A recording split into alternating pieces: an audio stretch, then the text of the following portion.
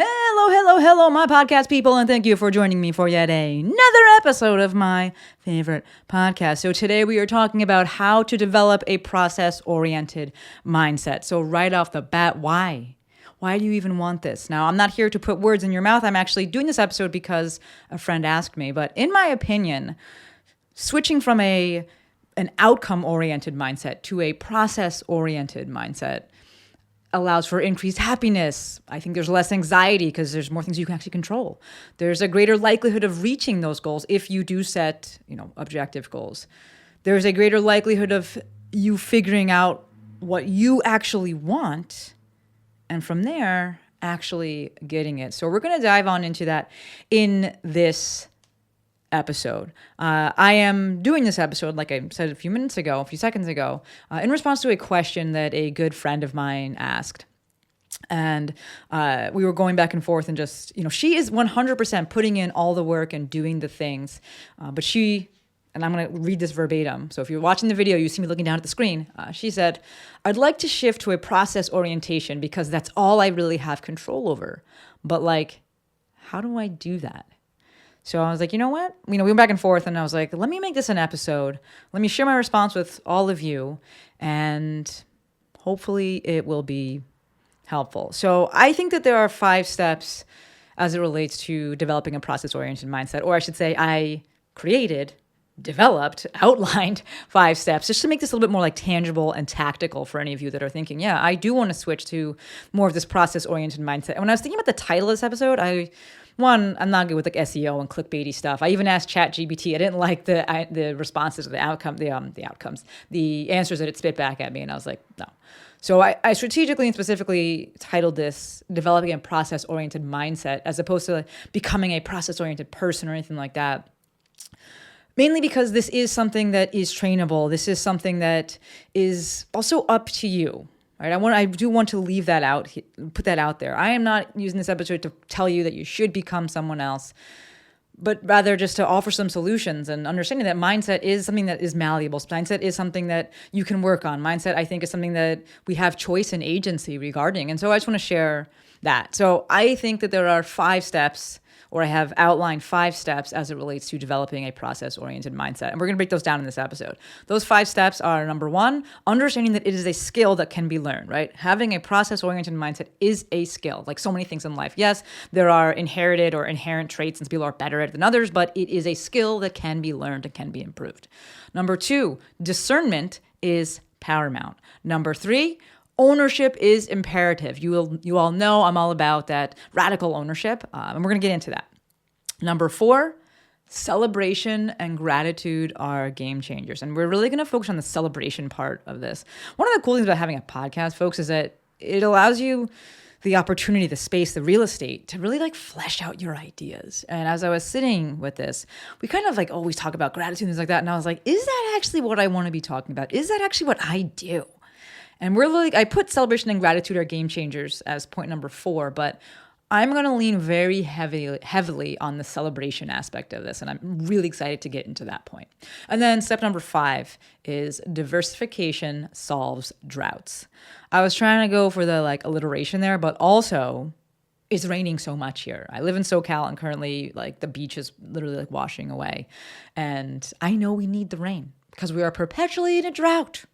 I know, I understand, but that's why drought was in, top of mind there. So 5 steps, and we are going to break them all down in this episode. So right into the episode. Number 1, this is a very short part here, understanding that developing a process-oriented mindset is a skill that can be learned, period. You have to believe this and you have to accept this. If you're, I left the business of convincing a long time ago. You folks that listen to this podcast, you've been listening for a bit, I left that business a long time ago. So if you think you can't do it, if you think it can't be learned, then you're right. And I'm not here to convince you otherwise. But if you're like, hey, no, I do want to make some changes, I do want to adopt this other mindset, cool. Then you must first believe and accept that developing a process-oriented mindset is a skill that can be learned. Number 2, and this is a bit of a bigger part of the episode, is that discernment is paramount. So as I was outlining this episode, developed, I'm using that word so much, but came up with two concepts, and I've labeled them fixed versus open outcome items, right? So when we're looking at discernment as it relates to all the things in our life, I'm going to look to and all the goals we have, all the things that we want, all the things that we're working towards. I think it's imperative that or paramount, that we look to categorize these wants, these dreams, these goals, these outcomes as either fixed or open outcome items. So fixed outcome items, they are zero sum.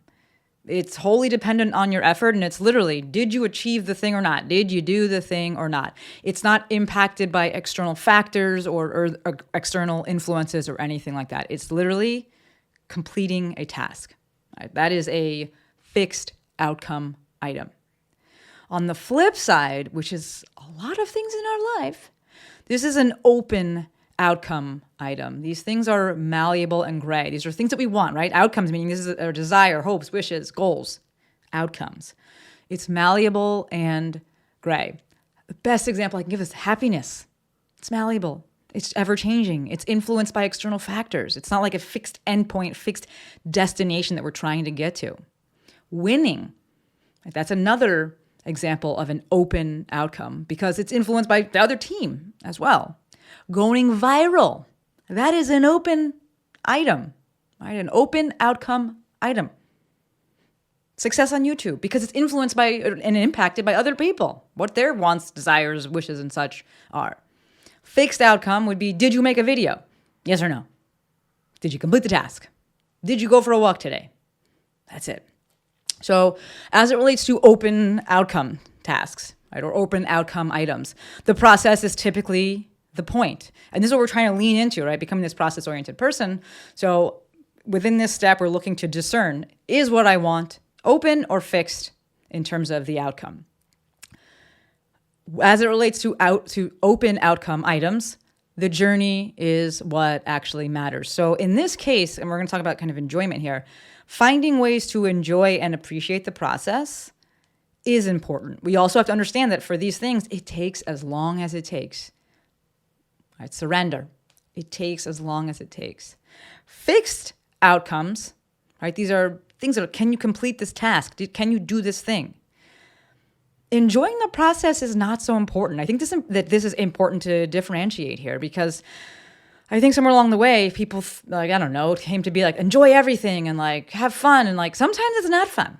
When it comes to a fixed outcome, completing a task, sometimes it's not that fun. And you have to depend on and rely on and default to discipline, not enjoyment. So in this case, marathon training. That's an example. Like, I didn't really find it that fun. It wasn't horrendous. Like, there was some enjoyment of it. And I looked to find ways to make each of those, training, the training itself a little bit more enjoyable. But some days it's like, I don't want to do it. It's hot. I ran the New York City Marathon, so you're training, and it starts to get really hot. You're training during the summer because the marathon's in November, and you're like, this isn't the most enjoyable thing. That's okay. That is okay. The outcome, it's a fixed outcome. My goal is to run this marathon, is to be able to complete, run 26.2 miles. Cool. In that case, I have to do certain steps. I have to do certain things, and they're not always going to be enjoyable.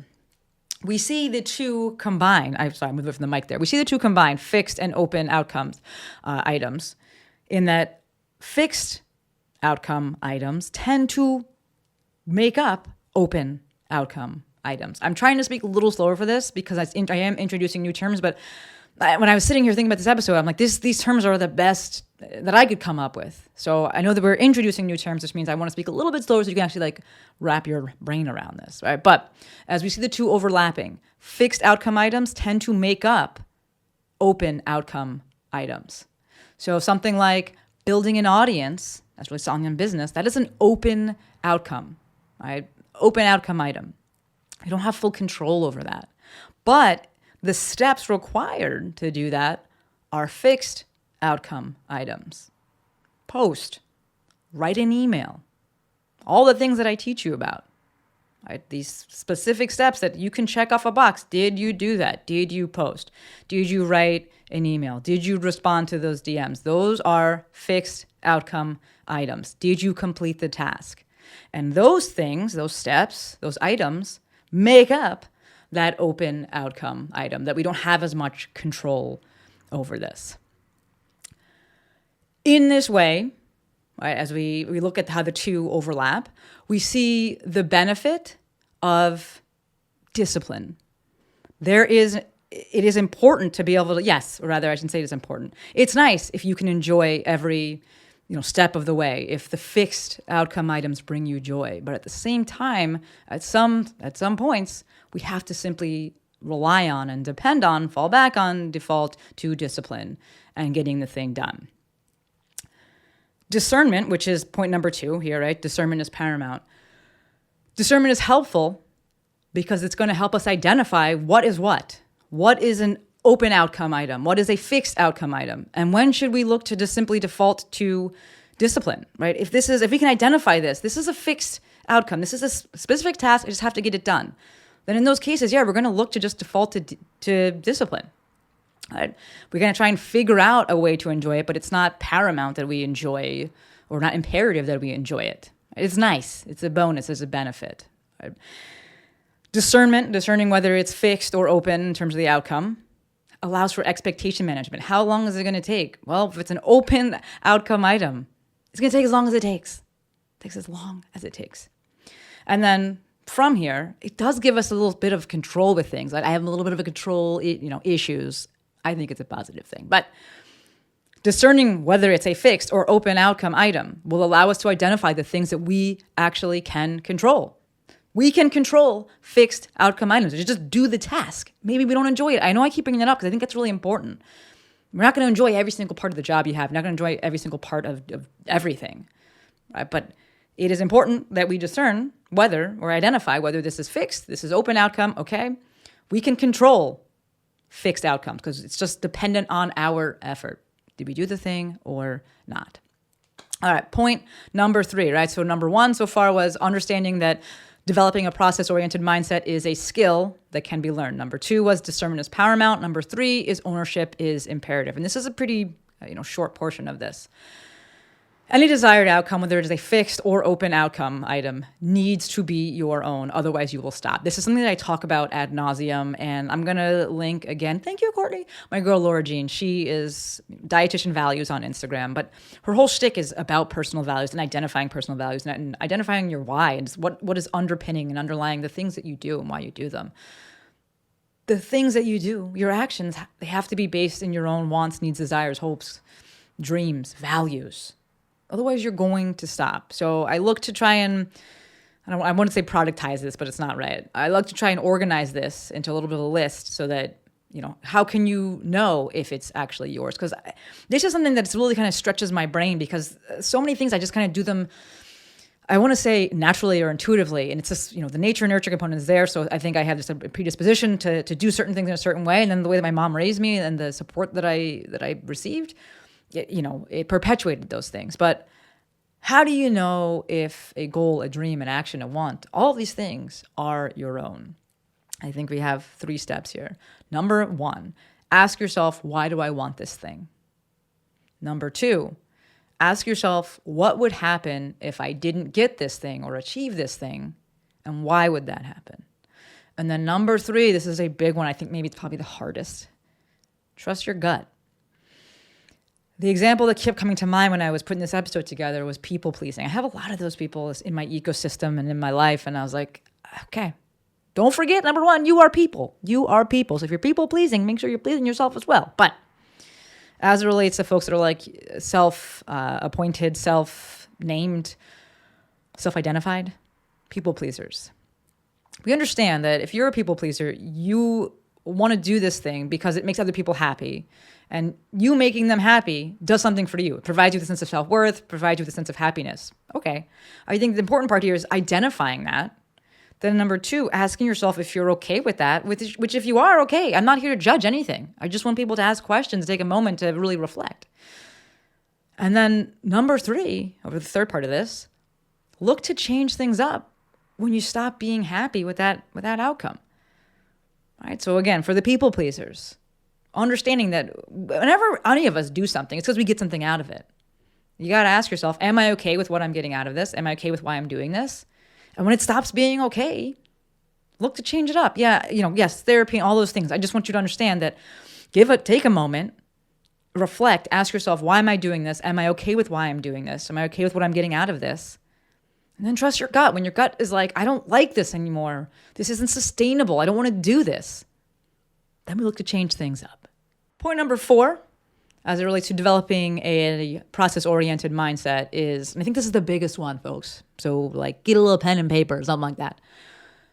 Celebration and gratitude are game changers. And maybe I should have just labeled this one celebration as a game changer, but I put gratitude in there because people, I think, do have familiarity with it, and it helps them, and they have gratitude practices. And so I wanted to tie it in so people understand the same here. But I truly believe celebrating things and being thankful for things, being grateful for things, it's a skill. Yes, like other things, some people have more predisposition towards it. It's easier for them than just for other people, but it is a skill. And I do believe that the more we practice it, the better we get at it, right? Better meaning the more that we actually believe the celebrating and believe the gratitude, and we really feel it and embody it, and we can see more things around us to celebrate and to be thankful for and to be grateful for. What I want to highlight in this point is taking the time to actually celebrate your accomplishments. And in this case, yes, we're leaning more on that completion of those fixed tasks. Did you do the thing? And then, yes, we can tie in expressing gratitude for the things that make you happy. I think that when I was sitting with this, I don't have a gratitude practice. I just kind of am I'm happy, I'm going to say these things. When I'm sitting with this and I'm kind of outlining this episode, I was like, what do I actually do? And for me, it is celebrating things, but it doesn't necessarily need to be this huge outward celebration of things, this huge public-facing celebration of things. It could be clapping for yourself, one single clap, maybe. It could just allowing yourself to be happy about that thing that you did and be like, yeah, that was cool that I did that. It could be as simple as smiling after you complete it or when you think about it and wow, I'm happy about that. I'm proud of that thing. Just taking a moment to simply enjoy what you did and be proud of it. It doesn't have to be this big, huge ordeal, which maybe, hopefully for some of you is you can breathe a sigh of relief because it doesn't need to be this big thing, because I know it's difficult. But I don't think that there is enough of this celebration or celebrating of accomplishments of tasks, because it is accomplishing and accomplishments. We kind of think of it as completing a task and then we move on to the next thing. But taking a moment just to be happy about this thing and be like, wow, yes, I was a little bit more public facing. Recent example with the ChatGPT video I did. I'm like, this is dope. I love it. And I worked really hard and I'm going to celebrate it publicly. But I do believe that starts with celebrating it privately and celebrating other things privately and being taking moments to be proud of things and just being okay and being comfortable being proud of things. I think in terms of an action item here, what we can do, actually, I'm going to back it up one second because I think this is important. The gratitude portion for me comes in the form of expressing gratitude for things that make me happy. It's not just expressing gratitude for everything. You could do that, and that's a perfectly fine skill. But sometimes I don't know that I don't do that. So that's why I was I'm not going to put that on the list here. For me, and you see if you follow me on Instagram, I'm talking about the trees and the weather. It's been so rainy here. I know it's the second time I'm bringing this episode, but the rain kills me. Which is why when it is sunny, I'm going to celebrate it and I'm going to express gratitude about for the fact that I live here. And this morning I was walking around my apartment outlining these episodes, and I was like, I'm so grateful that I work from home. It makes me happy to work from home. And the way that my brain works and how I outline things and how I get things done, it's helpful for me to be able to walk around, and it's helpful for me to be able to do a task, put it down, go do something else, come back to it. I couldn't do that in the last job that I had as a physical therapist, or even when I was teaching for Rock Tape. I loved it, but I had to do this other things. Those were more fixed tasks, fixed outcome items.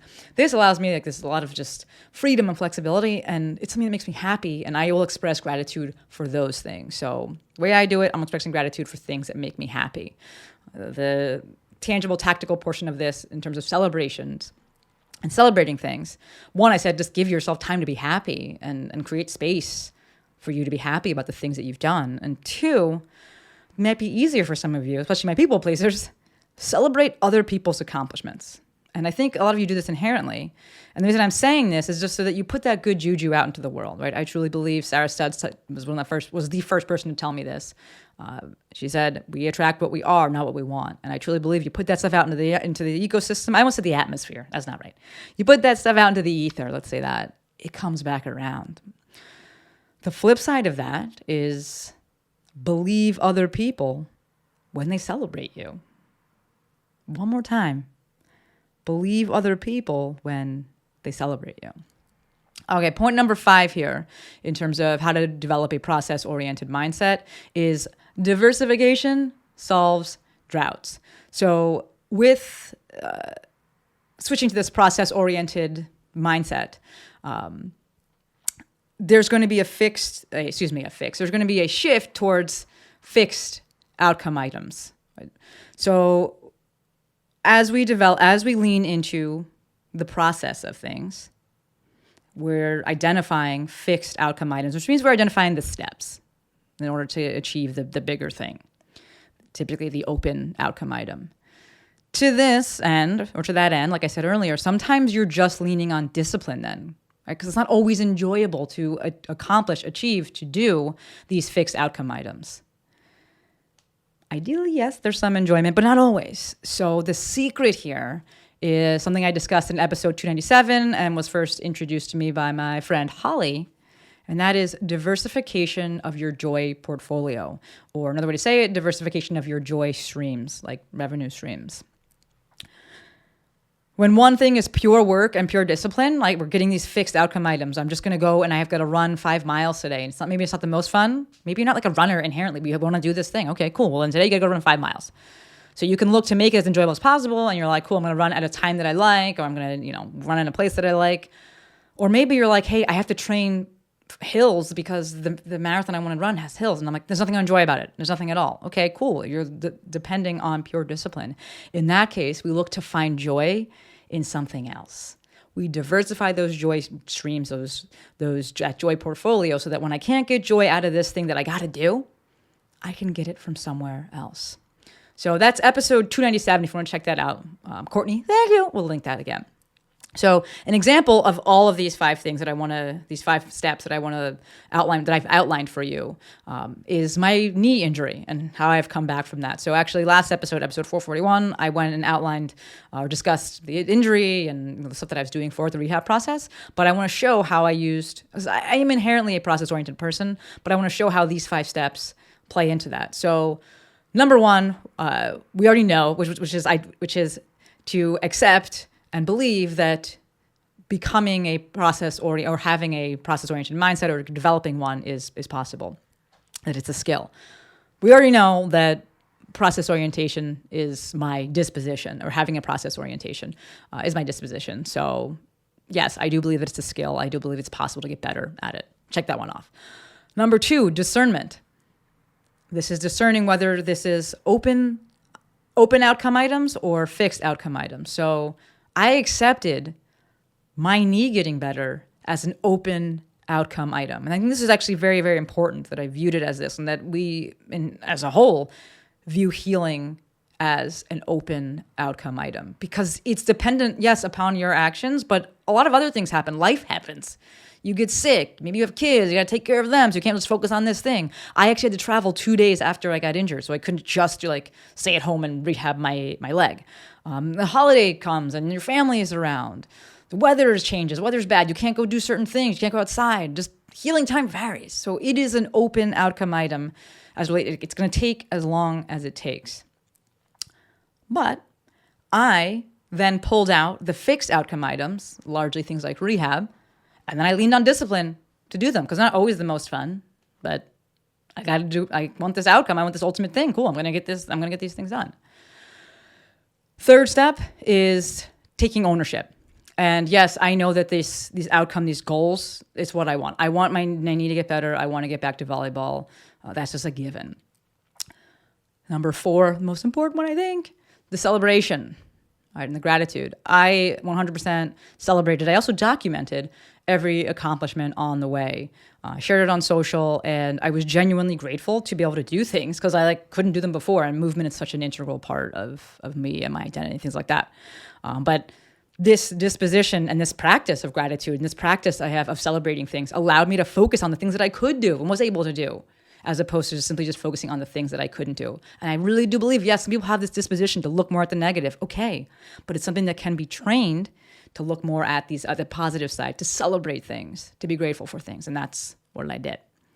And then number 5, super important here, to wrap it up, or to round this out, not wrap it up. We're not done yet, which was diversification of the joy portfolio. So I couldn't play volleyball, which is a huge hit to my joy portfolio. But I had diversified, and so I leaned into video recording. I leaned into this podcast. I leaned into going onto YouTube and editing, and I could pull happiness and joy from there. And, folks, I treated that as an open outcome item. Very meta. They're very meta. So let's round this out. Let's wrap this up here. Where does work, because I want to make this like tangible, applicable to you real time. Where does work fit into this? Work fits in where you want it to fit in, meaning is it open outcome? Is it fixed outcome? It fits in wherever you want it to fit in. But I think it's super important to not make work a fixed outcome item that has happiness as the final prize. Happiness, like I said earlier, is an open outcome item. All right, it's not fixed. It's not a destination. You just get there and you do it. I think that there's a time and a place, and for certain people, work is 100% and may always be a fixed outcome item where they just go in, they check a box, and it is about completion because they're not looking to be happy from it, right? That's not their goal. That's not the outcome that they're desiring. They're desiring money, and they're like, cool, I want to get a paycheck so I can go enjoy their things. Totally fine, which is why oftentimes when people are first starting out, I really encourage starting out with side hustles. I'm like, cool, go get a job that just pays the bills. Let it be a fixed outcome item where you just have to go and check a box and do the thing and complete the task. I think for some, the dream is to have their job, their work, and their passion all be the same thing. That's awesome. And I want that for you if that's your desire. But then understand that in this case, because we're mixing work and happiness and this fulfillment, that's an open outcome item, which means that ultimately you're going to have to find a way to become more process-oriented or to develop that process-oriented mindset. So to recap those 5 steps, number one, back it up. Those 5 steps as it relates to developing a process-oriented mindset. Number 1, understand, believe, accept that it is a skill that can be learned. Number 2, discernment is paramount. We're looking at fixed versus open outcome items. Number 3, taking ownership is imperative. Is this outcome that you're going after, that you care about, is it yours? Does it belong to you? Number 4, celebration and gratitude are game changers. And I'm leaning real heavily on the celebration side of things. Number 5, diversification solves droughts. Diversify that joy portfolio, my friends. All right, now we will wrap it up. In conclusion, again, I'm not here to try and convince you to be someone else or to say that my way is better. As always, with all of the episodes I do, take what serves you and please leave the rest. I am 100% using this episode as a resource to provide a solution to a question that was posed or asked of me by a close friend. So hopefully, fingers crossed, if you need it, it helps you. All right, that's all I got. I should do a little call to action this time. I haven't done one in a long time. Call to action today is, if you like this show, if it resonates, if you're picking up what I'm putting down, if you've listened this far, I really should do the call to action in the beginning. It's fine. It is what it is. But the call to action is, leave me a review. I would love to hear from you. I do love to hear from you. And it's cool and helpful if other people can hear from you. So if the spirit moves you, celebrate me. Leave a review. I promise I read every single one of them. All right, that is officially it. Until next time, friends, Maestro out.